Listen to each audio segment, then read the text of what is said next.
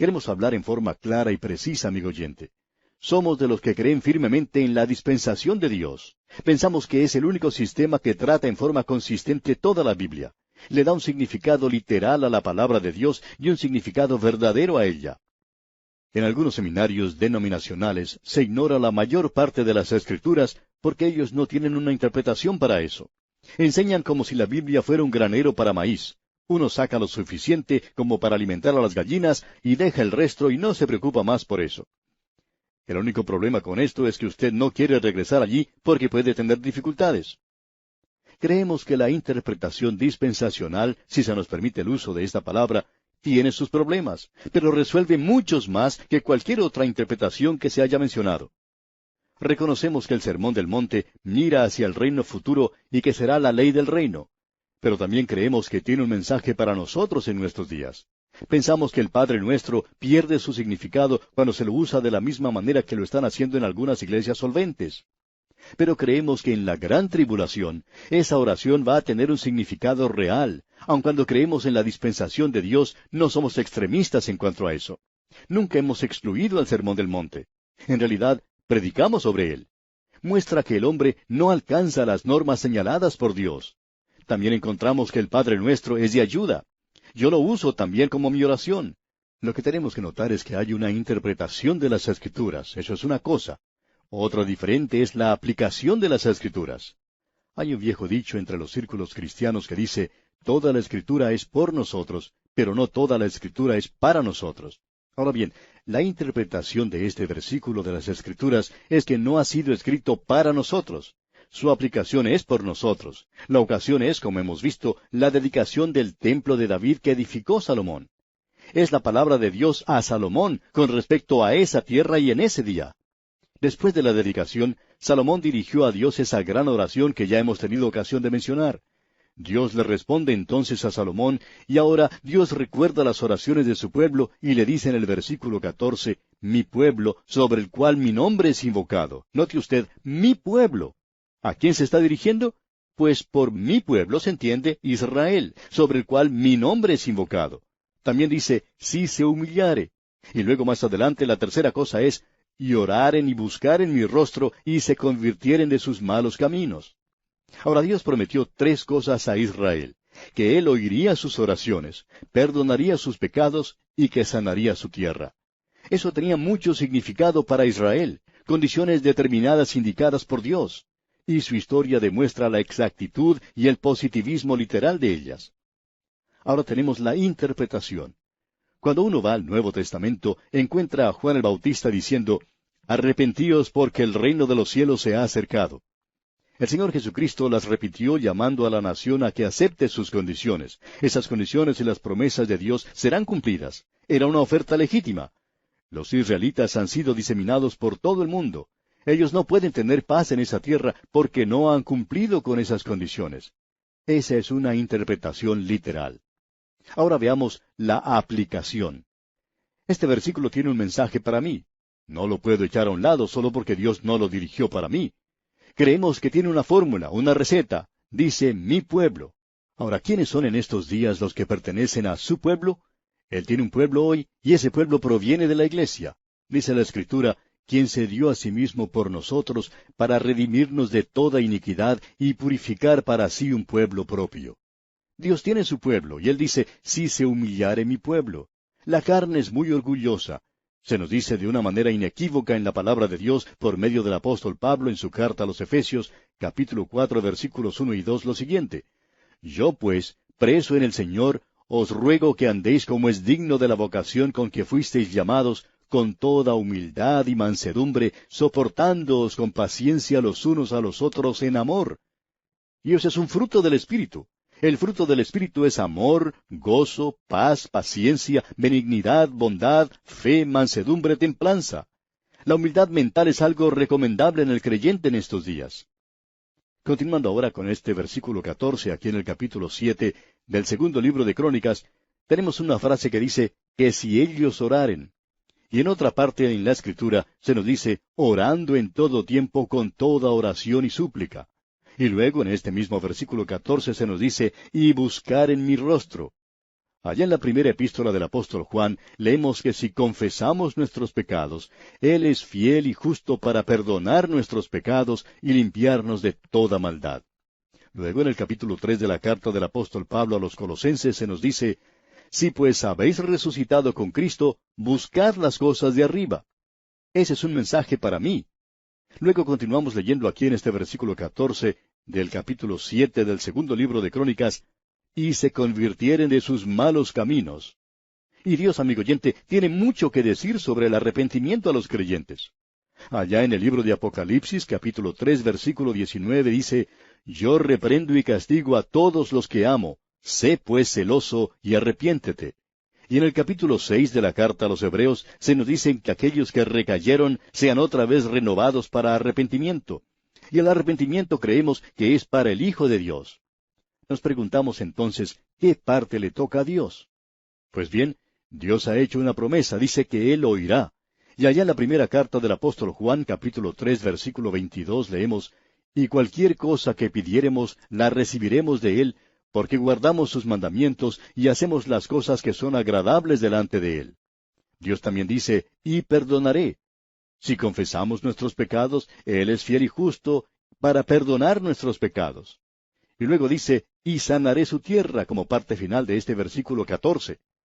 No vemos en ninguna parte donde Él diga que hará eso. El secularismo pone énfasis en eso. No hay ninguna promesa en este día que diga que Dios garantiza una bendición material.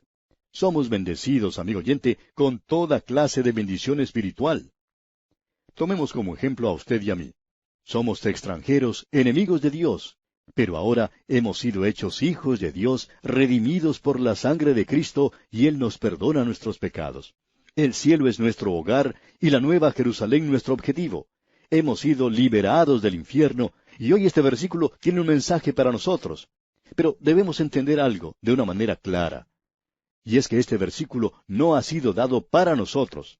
Así que lo podemos usar junto con la interpretación del Nuevo Testamento.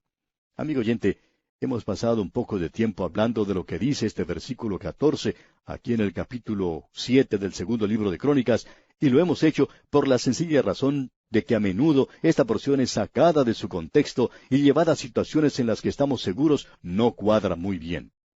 Si usted quiere tomar estas 5 condiciones que Dios le dio a Israel, usted podrá ver que son condiciones que también son para el creyente del día de hoy. Pero no se las toma de aquí. Usted debe ir al Nuevo Testamento y allí puede encontrar que Dios tiene su pueblo. Dice, si mi pueblo, que es su iglesia, en aquel entonces era la nación de Israel. Si se humillare mi pueblo. La humildad es uno de los frutos del Espíritu Santo en nuestros días. Luego dice, y oraren. Nosotros también somos incitados, impulsados a orar. Luego dice, y buscar en mi rostro. Y nosotros también buscamos su rostro cuando llegamos ante Él, confesando nuestras faltas. Y luego dice, si se convirtieren de sus malos caminos.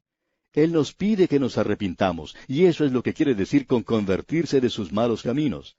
Dios dice que Él hará 3 cosas. Él oirá desde los cielos. Él ha prometido escuchar la oración de los suyos en el día de hoy. Y Él dice, perdonaré sus pecados de la misma manera que lo hace hoy en el nombre de Cristo, si nosotros le pedimos y si confesamos nuestros pecados. Esa es la condición en nuestros días. Y luego dice, y sanaré su tierra. En este caso, no podemos encontrar en ningún lugar donde el Señor va a sanar alguna porción de la tierra.